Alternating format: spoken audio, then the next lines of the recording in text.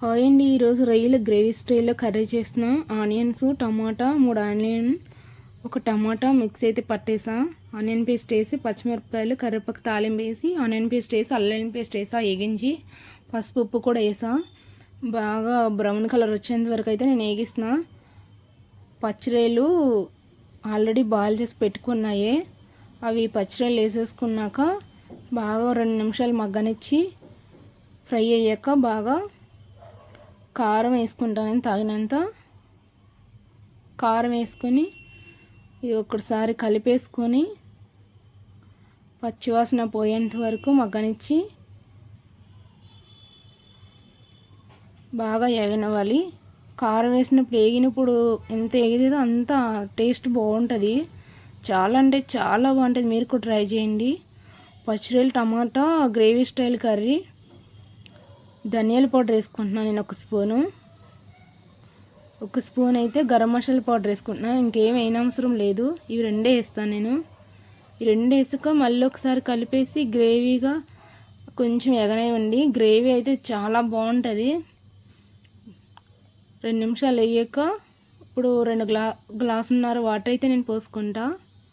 Water పోసేసుకొని ఒకసారి కలిపేసుకుంటా.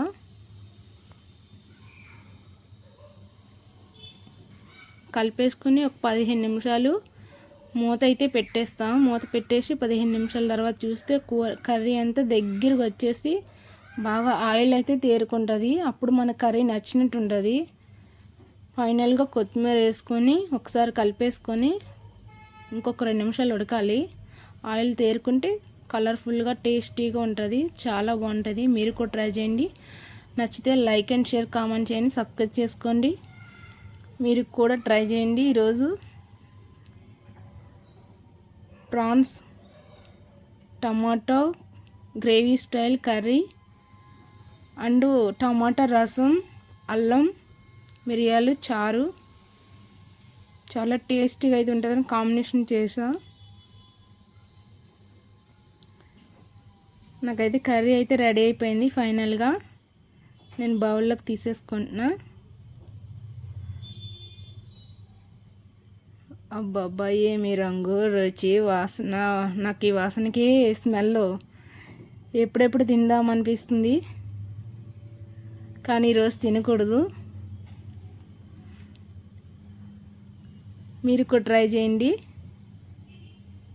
Like చేయండి, share చేయండి. Today okay, bye friends.